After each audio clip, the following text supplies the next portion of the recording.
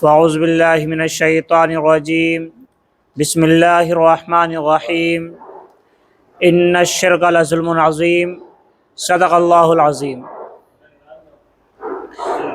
ایک مرتبہ بآواز بلند حضور صلی اللہ علیہ وسلم کی شان میں درود شریف کا نذرانہ پیش کریں۔ بلند آواز سے پڑھیں اللہم صلی علی سیدنا شفیعنا حبیبنا مولانا محمد مبارک وسلم صلو علیہ صلاۃ و سلام علیک یا رسول اللہ صلی اللہ تعالیٰ علیہ وسلم۔ اللہ تبارک تعالیٰ قرآن مجید میں ارشاد فرماتا ہے ان الشرک لظلم عظیم۔ یہاں پر اللہ تعالیٰ نے ہمیں یہ بتایا کہ سب سے بڑا گناہ جو ہے وہ ہے شرک، اور سب سے بڑا ظلم بھی شرک ہی ہے۔ اللہ تبارک تعالیٰ نے ہم لوگوں کو خطاؤں کا پتلا بنایا ہے۔ ہم سے جو بھی خطائیں ہوں گی، جو بھی غلطیاں ہوں گی، جو بھی گناہ ہوں گے، اللہ تعالیٰ وہ تمام گناہوں کو معاف فرما دے گا سوائے شرک کے۔ اگر ہم سے شرک ہوتا ہے تو پھر شرک کی معافی جلدی نہیں ملے گی۔ اللہ تعالیٰ نے باقی گناہوں کے لیے تو بول دیا ہے کہ اگر تم ہم سے معافی مانگو گے معاف کر دیں گے، لیکن اگر ہم جان بوجھ کر شرک کریں گے تو اس میں پھر اللہ تعالیٰ کی مرضی ہے ہمیں معاف کرے یا نہ کرے۔ اس کے بارے میں اللہ نے یہ نہیں کہا کہ میں معاف کر دوں گا۔ اس چیز کے لیے ہمیں غور کرنا پڑے گا کہ اگر ہم سے شرک ہوتا ہے تو اس کی پکڑ بہت زیادہ سخت ہے۔ اب بات کرتے ہیں کہ شرک کتنی طرح کے ہوتے ہیں۔ ضروری نہیں کہ شرک صرف اتنا نہیں ہوتا ہے کہ ہم اللہ تعالیٰ کے ساتھ کسی اور کو خدا بنائیں، صرف اتنا ہی شرک نہیں، بلکہ شرک کی کئی قسمیں ہیں۔ مین قسمیں دو بتائی جاتی ہے، ایک شرک جلی، ایک شرک خفی۔ آسان بھاشا میں آسان شبدوں میں اگر بولا جائے تو ایک چھوٹا شرک، ایک بڑا شرک۔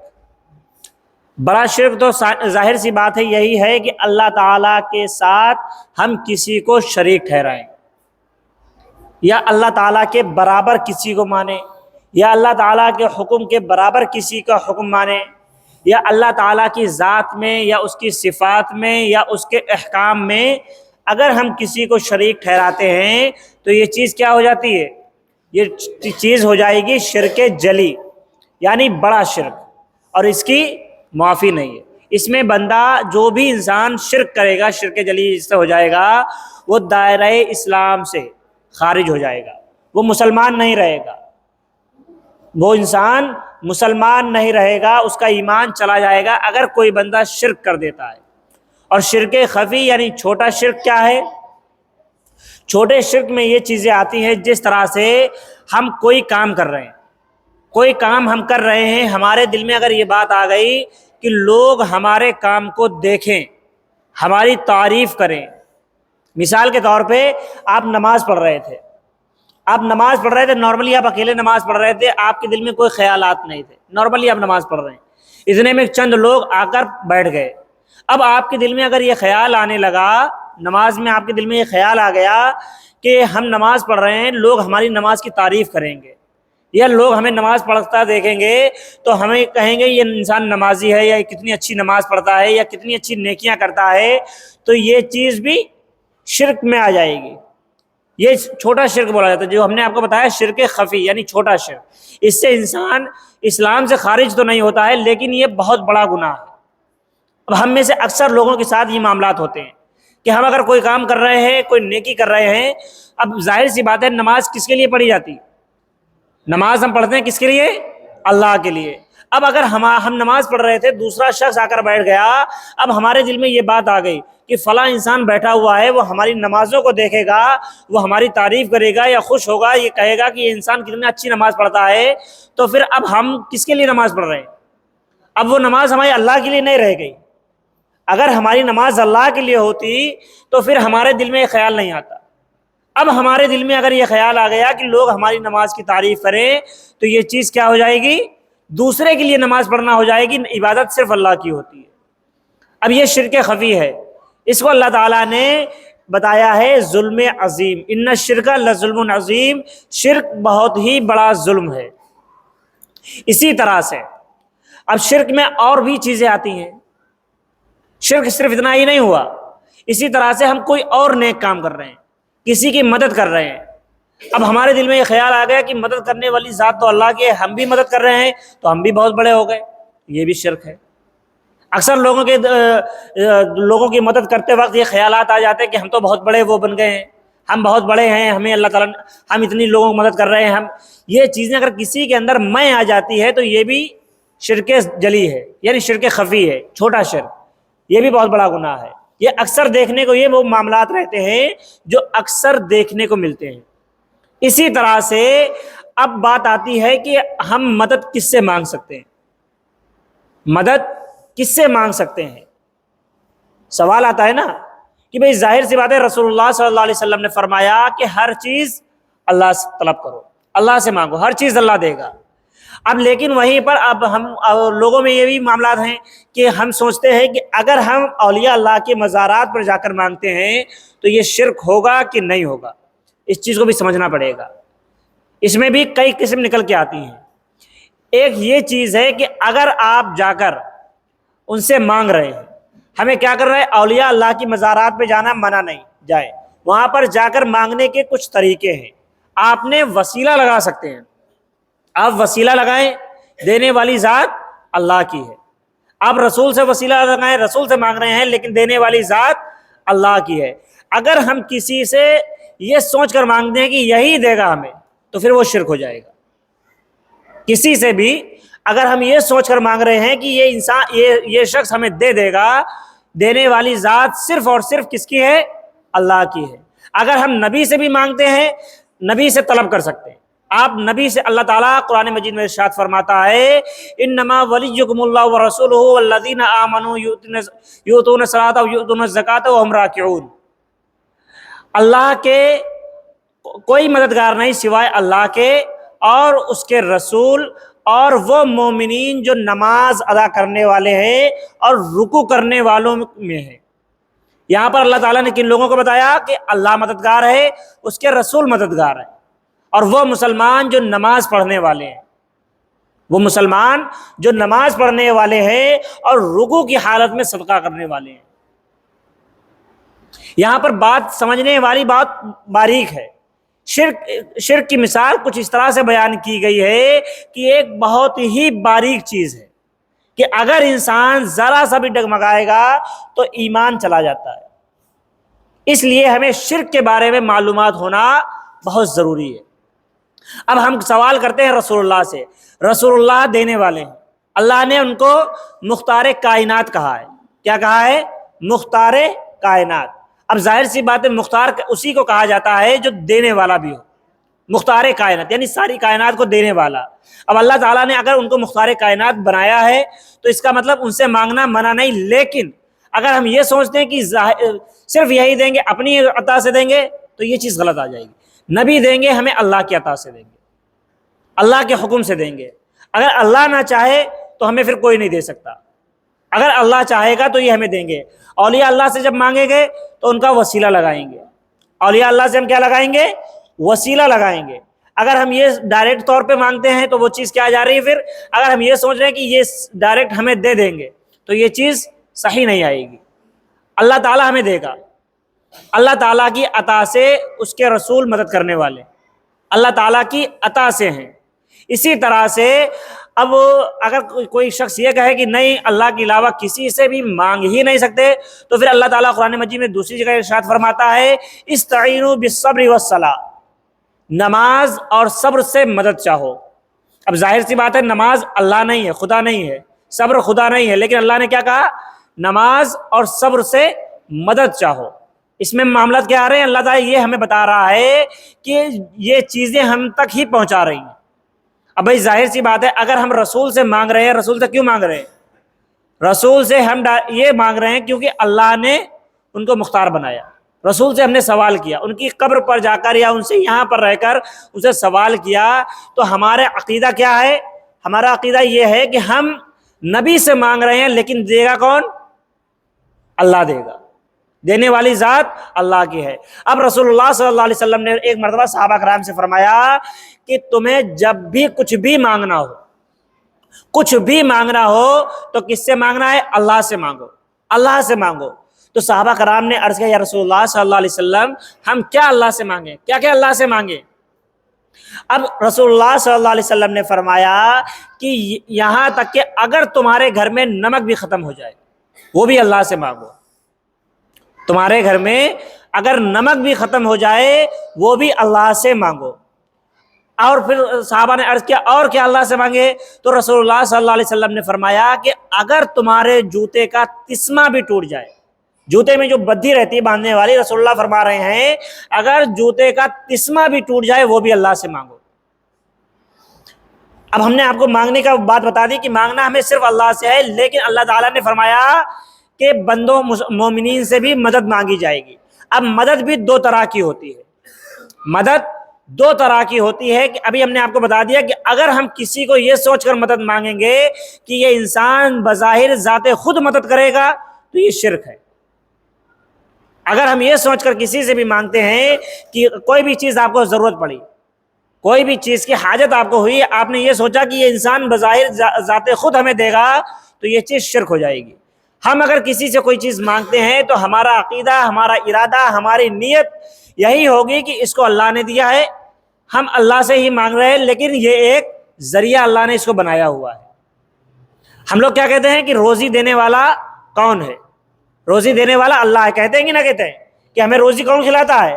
اللہ کھلاتا ہے. لیکن اس کے باوجود ہم محنت کرتے کہ نہیں؟ اس کو استعانت بولتے ہیں. کیا بولتے ہیں؟ استعانت. ایک ذریعہ، ایک وسیلہ. اللہ نے ایک وسیلہ بنا دیا کہ اگر روزی دینے والی ذات تو اللہ ہی کی ہے، دے گا بھی اللہ، لیکن دے گا کب؟ جب ہم وہ ذریعہ اختیار کریں. لیکن اگر کوئی عقیدہ یہ بنا لے کہ نہیں اللہ تعالیٰ نہیں دے رہا، ہم اپنی محنت سے کھا رہے ہیں، تو پھر یہ کیا ہو جائے گا؟ شرک ہو جائے گا. کیونکہ کوئی بھی انسان کتنی بھی محنت کر لے اپنے آپ سے نہیں کھا سکتا. کھلانے والی ذات اللہ کی، دینے والی ذات اللہ کی. ہمیں جو بھی چیز کی حاجت ہے ہم اللہ سے طلب کریں گے. بات سمجھ میں آ رہی کہ نہیں؟ بزرگوں کے بارے میں اللہ کے رسول نے کیا بتا دیا؟ اللہ تعالیٰ نے قرآن مجید میں ابھی جو فرمایا کہ اللہ کے علاوہ مدد کرنے والا اللہ ہے، اس کے رسول ہیں، اور وہ مومنین جو نماز ادا کرنے والے اور حالت رکوع میں صدقہ کرنے والے ہیں. اب یہاں پر ظاہر سی بات ہے ہم نماز کی حالت میں ہوتے ہیں. اب یہ تو سمجھ میں آ گیا کہ وہ مومنین جو نماز ادا کرنے والے ہیں وہ مدد کرنے والے ہیں. بھائی ظاہر سی بات ہے اللہ تعالیٰ نے کیا فرمایا؟ حضور صلی اللہ علیہ وسلم نے ایک مسلمان کو دوسرے مسلمان کا بھائی بنایا ہے، تو بھائی ایک دوسرے کی مدد کرنے والے ہوتے ہیں. رسول اللہ صلی اللہ علیہ وسلم کا فرمان ہے المسلم مراۃ المسلم. مسلمان کا آئینہ ہے. المسلم اخو المسلم، مسلمان کا بھائی ہے. یعنی ہم ہر مسلمان ایک دوسرے کا مددگار بنے گا، یہ رسول اللہ نے فرمایا. اب اسی آیت میں جو کہا گیا ہے رکوع کرنے والے ہیں، ان سے مراد کون آتے ہیں؟ ایک مرتبہ کی بات ہے کہ ایک سائل، ایک سوال کرنے والا، ایک بھکاری مسجد میں تشریف لایا. یہ بات رسول اللہ صلی اللہ علیہ وسلم کے دور کی ہے. ایک مرتبہ ایک سائل سوال کر رہا تھا، مسجد میں سوال کرنے پہنچ گیا. لوگوں سے سوال کیا کہ اللہ کے نام پر ہمیں کچھ دے دو، میں پریشان ہوں، مجھے میری مدد کرو. وہاں پر بہت سارے لوگ بیٹھے ہوئے تھے، کچھ تسبیحات پڑھ رہے تھے، کچھ قرآن کی تلاوت کر رہے تھے، کچھ دوسرے کاموں میں مشغول تھے. مولا علی نماز پڑھ رہے تھے. اس نے ایک بار سوال کیا، کسی نے اس کو کچھ عطا نہیں کیا. اس نے دوسری مرتبہ سوال کیا، کسی نے اس کو کچھ بھی نہیں دیا. اب مولا علی جو رکوع کی حالت میں تھے، ان کے ہاتھ میں ایک انگوٹھی تھی. مولا علی کے ہاتھ میں ایک انگوٹھی چاندی کی تھی. انہوں نے رکوع کی حالت میں ہی اس انگوٹھی کو اتار کر اس سائل کو دے دیا، سوال کرنے والے کی طرف پھینک دیا. اب وہ شخص رسول اللہ صلی اللہ علیہ وسلم کے پاس پہنچا اور کہنے لگا کہ یا رسول اللہ صلی اللہ علیہ وسلم، میں آپ کی مسجد میں گیا تھا اور مجھے وہاں پر کسی نے کچھ بھی نہیں دیا، اور رسول اللہ صلی اللہ علیہ وسلم پر یہ آیت کریمہ پہلے ہی نازل ہو گئی، جس میں اللہ تعالیٰ نے آپ کو یہ خبر دی کہ آپ کی امت میں ایسے بھی لوگ موجود ہیں جو حالت رکوع میں، یعنی رکوع کی حالت میں بھی لوگوں کی مدد کرتے ہیں. یعنی مولا علی علیہ السلام کے بارے میں اللہ تعالیٰ نے پہلے ہی یہ بات پہنچا دی تھی. اب وہ سائل جب رسول اللہ صلی اللہ علیہ وسلم کے پاس پہنچا، کہنے لگا یا رسول اللہ صلی اللہ علیہ وسلم، میں آپ کی مسجد میں گیا تھا، یعنی مسجد نبوی میں گیا تھا، اور وہاں میں نے سوال کیا، بہت سارے لوگ تھے، کسی نے میری مدد نہیں کی. تو رسول اللہ صلی اللہ علیہ وسلم کہنے لگے کیا وہاں پر علی نہیں تھے؟ تو کہنے لگا، وہ سائل بولا یا رسول اللہ صلی اللہ علیہ وسلم انہوں نے تو رکوع کی حالت میں بھی ہماری مدد کی، لیکن باقی لوگوں نے مدد نہیں کی۔ تو یہ بات ہمیں سمجھ میں آتی ہے کہ اگر کوئی چیز، بات بہت باریک ہے، اس کو سمجھ لیجئے کہ اگر ہم کوئی بھی کام یہ سوچ کر رہے ہیں کہ یہ انسان ہمیں خود بخود دے دے گا یا یہی دینے والا ہے، تو یہ چیز شرک میں آئے گی۔ اسی طرح سے کوئی بھی کام، کہ ابھی ہم نے کہا کہ اللہ شرک جلی میں 3 چیزیں آئی ہیں۔ شرک جلی میں یعنی بڑے شرک میں کیا کیا آیا؟ اللہ کی ذات میں کسی کو شریک ٹھہرانا، یعنی اللہ کے برابر کسی کو ماننا کہ یہ بھی ہیں وہ بھی ہیں وہ بھی ہیں، نہیں، کوئی نہیں، اللہ صرف اکیلا ہے۔ اللہ تعالیٰ نے فرما دیا وحدہ لا شریک، میرا کوئی شریک نہیں۔ قل هو اللہ احد، اللہ ایک ہے، اس کا کوئی شریک نہیں، نہ اس کا بیٹا ہے، نہ اس کی اولاد ہے، نہ اس کی بیوی ہے، کوئی نہیں ہے، صرف اللہ اکیلا ہے۔ وہ شروع سے ہے، وہ آخر تک ہے۔ جب کچھ بھی نہیں تھا تب بھی اللہ تھا، اور جب کچھ نہیں ہوگا تب بھی اللہ کی ذات موجود ہوگی۔ اب بات آتی ہے کہ اللہ کی ذات میں کسی کو شریک ٹھہرانا۔ اب اس ٹائم پہ جب مکہ مکرمہ میں رسول اللہ صلی اللہ علیہ وسلم کے دور میں 360 بت رکھے ہوئے تھے۔ اب کفار کیا کرتے تھے؟ ان کا یہ نہیں تھا، وہ خدا تعالیٰ کا انکار نہیں کرتے تھے کہ اللہ تعالیٰ نہیں ہے، وہ بھی کہتے تھے اللہ تعالیٰ ہے، اللہ تعالیٰ ہے، لیکن وہ بتوں کو بھی مددگار مانتے تھے اپنا، کہ یہ بھی ہمارے مدد کرنے والے ہیں، یہ بارش برسانے والے ہمارے مددگار ہیں، یہ ہمیں کھانا دینے والے ہیں۔ یا انہوں نے بت بنا رکھے تھے، الگ الگ طرح کے سارے بت بنا رکھے تھے کہ یہ پانی برسانے والا دیوتا ہے ہمارا، یہ دیوی ہماری کھانا دینے والی ہے، یہ ہمیں ہماری جو پروگرام ہوتے وہ کروانے والی ہے، یہ فصلیں اگانے والی، یعنی الگ الگ طرح کے الگ الگ چیزیں انہوں نے اپنے من گھڑت خدا بنا رکھے تھے۔ ان کا عقیدہ کیا تھا کہ اللہ ایک نہیں ہے، سارے لوگ مددگار ہیں، سارے ہیں، جتنے ہیں زیادہ ہیں اتنی زیادہ ہمیں مدد ملے گی۔ لیکن اللہ نے کیا فرما دیا؟ اللہ کے سوا کوئی نہیں، قل هو اللہ احد، اللہ ایک ہے، بارش برسانے والا بھی وہی ہے، روزی پہنچانے والا بھی وہی ہے، لوگوں کی مدد کرنے والا بھی وہی ہے، اور اسی طرح سے جو بھی کچھ ہوگا، چاہے وہ مارنے والا ہو یا بچانے والا ہو یا کامیابی دینے والا ہو یا کوئی بھی کام کرنے والا ہو، ساری چیزیں کرنے والا صرف اللہ اکیلا ہے۔ وہ کرواتا ہے کام فرشتوں کے ذریعے سے۔ فرشتے بھی کیا ہیں؟